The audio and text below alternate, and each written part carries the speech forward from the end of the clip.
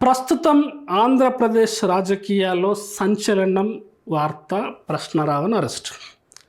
ఆయనపై అత్యంత ప్రమాదకరమైన చట్ట వ్యతిరేక కార్యకలాపాల నిరోధక చట్టం కింద పోలీసులు కేసు బుక్ చేశారు. ఇప్పటి వరకు డిప్యూటీ సీఎం పవన్ కళ్యాణ్పై వ్యాఖ్యలే కారణమని అంతా భావించారు. కానీ ఈ కఠినమైన చట్టాన్ని ఉపయోగించడం ద్వారా ఆయన గతాన్ని తవ్వి తీశారు పోలీసులు, జనసేన నాయకులు.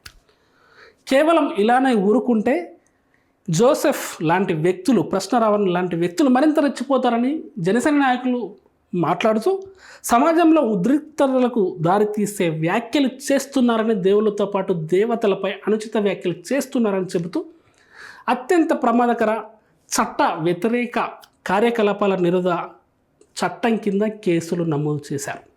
అయితే ఇది జాతీయ స్థాయిలో మరోసారి ఈ కేసు నమోదు చర్చకు దారితీస్తుంది. ఇంతటి ప్రమాదకరమైన చట్టం కింద ఎందుకు కేసులు నమోదు చేశారు, అసలు ఈ చట్టం ఎలా పుట్టుకొచ్చింది అనే దానిపై ఇప్పుడు డిస్కషన్ నడుస్తుంది సోషల్ మీడియాలో. భారతదేశంలో పుట్టి ఇక్కడ సంస్కృతి సాంప్రదాయాలను వ్యతిరేకిస్తూ ప్రశ్నరావన్ హిందూ దేవుళ్లతో పాటు దేవతలపై అనుచిత వ్యాఖ్యలు చేస్తున్నారని జనసేన నాయకులు, కూటమి నాయకులు చెప్తున్నారు. ఒక విధంగా ఇది కార్యక్రమాలకు, ఉగ్రవాద కార్యకలాపాలకు ప్రోత్సాహం అందించేదిగా ఉందని అంటున్నారు. అందుకే చట్ట వ్యతిరేక కార్యకలాపాల నిరోధక చట్టం ఊపా కింద కేసులు నమోదు చేశామని చెప్తున్నారు.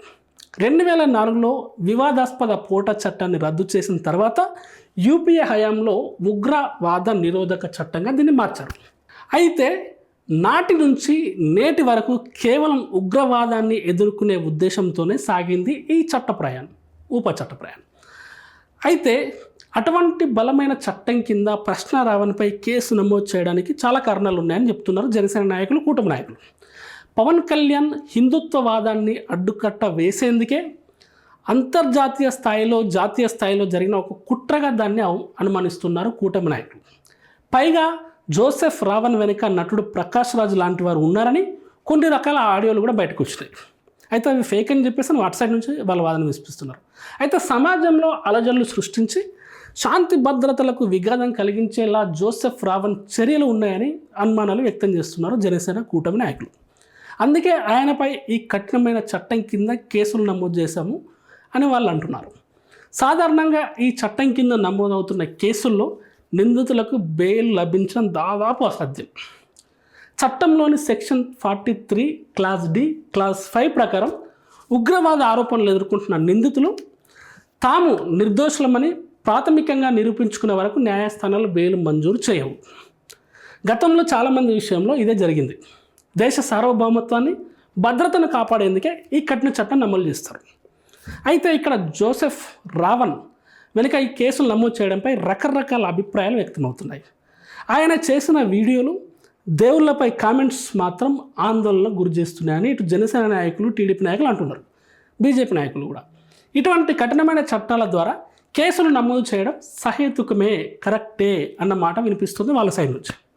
అయితే జోసెఫ్ రావణ్ అరెస్టు వెనుక రాజకీయ కారణాలు ఉండొచ్చు, కానీ ప్రశ్నించే వారి గొంతు నొక్కి పెడుతున్నారని అనిపించవచ్చు. కానీ సమాజంలో అశాంతిని రేపాలనుకుంటున్న వారికి ఈ ప్రశ్నరావణ్ విషయం ఒక గుణపాఠంగా మారుతుందని ఇటు జనసేన, కూటమి, బీజేపీ నాయకులు చెప్తున్నారు.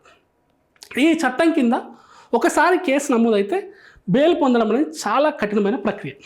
దర్యాప్తు సంస్థలే విచారణ కోసం దాదాపు 180 రోజుల వరకు బెయిల్ లేకుండా కస్టడీలోనే ఉంచుకునే అవకాశం ఉంటుంది ఈ ఊపా చట్టం కింద.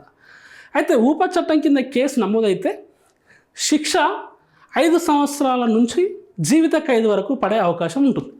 అయితే అదే నేరం వల్ల, అంటే వాళ్ళు చేసిన నేరం వల్ల ఎవరైనా మరణిస్తే అప్పుడు ఈ నిందితులకి మరణశిక్ష లేదా జీవిత ఖైదు విధిస్తారు.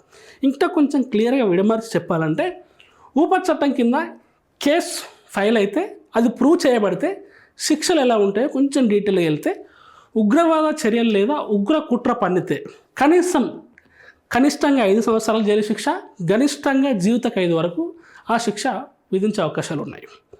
అలాగే ఉగ్రవాద శిక్షణ శిబిరాలు ఏర్పాటు చేస్తే కనిష్టంగా 5 సంవత్సరాల నుంచి గరిష్టంగా జీవిత ఖైదు వరకు శిక్ష పడే అవకాశాలు ఉన్నాయి. అలాగే చట్ట వ్యతిరేక కార్యకలాపాలకు పాల్పడితే గరిష్టంగా 7 సంవత్సరాల వరకు జైలు శిక్ష ఉండే ఛాన్స్ ఉంది. చట్ట వ్యతిరేక సంస్థలకు ఇట్లా సహాయం చేసినట్లయితే గరిష్టంగా 5 సంవత్సరాల వరకు జైలు శిక్ష పడే అవకాశం ఉంటుంది. సో మొత్తంగా ఎటు చేసినా కూడా ఈ ఊపా చట్టం అనేది చాలా కఠినమైన చట్టం. ఇది కంప్లీట్గా దేశ ద్రోహులకి, ఈ దేశంలోనే ఉంటూ ఈ దేశపు తిండి తింటూ ఈ దేశపు గాలి పీలుస్తూ పక్క దేశాల కోసం లేదంటే చట్ట వ్యతిరేక కార్యకలాపాలకు, దేశంలో కుట్రలు, మత కలహాలు, దేశంలో అల్లర్లు సృష్టించేందుకు, సమాజంలో శాంతి భద్రతలకు విఘాతం కలిగించే విధంగా మాట్లాడితే, ప్రవర్తిస్తే మాత్రమే ఇలాంటి ఊపా చట్టాలు ప్రయోగిస్తారు. ఇప్పుడు ప్రశ్నారావణ్పై ఈ కేసు పెట్టడంతో ఊపా చట్టం గురించి తెలుగు రాష్ట్రాల్లో చర్చ జరుగుతుంది, సోషల్ మీడియాలో కూడా చర్చ జరుగుతుంది. అంటే దీనితో ఎన్ని సంవత్సరాలు శిక్ష పడే ఛాన్స్ ఉంది, ఈ ఊపా చట్టాన్ని ఎందుకు ఫైల్ చేస్తారు, దీని కింద కేసు ఎందుకు పెడతారనే విధంగా చర్చ జరుగుతుంది. సో అందుకోసమే ఈ వీడియో చేయడం జరుగుతుంది. ఈ కేసుపై భిన్న వాదనలు వినబడుతున్నాయి. ప్రశ్నించే గొంతులను అణిచేశారని వైసీపీ నాయకులు మాట్లాడుతున్నారు, లెఫ్ట్ నాయకులు మాట్లాడుతున్నారు. కాదు, హిందూ దేవుళ్ళను కించపరిచాడు, ఒక మతాన్ని టార్గెట్ చేస్తూనే కావాలని కామెంట్ చేస్తున్నారు.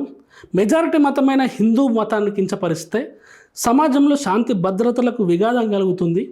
శాంతి భద్రతలు బాగుండాలి అని అంటే ఇలాంటి వ్యక్తులు జైల్లో ఉండాలి, ఇలాంటి వ్యక్తుల మీద ఊపా చట్టమే కరెక్ట్ అని ఇటు బీజేపీ, జనసేన, టీడీపీ నాయకులు మాట్లాడుతున్నారు.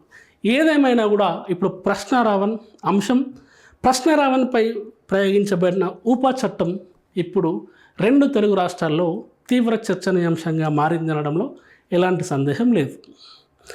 ఈ ప్రశ్నారావణ్పై ఊపా చట్టాన్ని ప్రయోగించడం ఎంతవరకు సబబు, ఈ ప్రశ్నారావణ్పై ఊపా చట్టం ప్రయోగించడం సరైనదని మీరు భావిస్తున్నారా?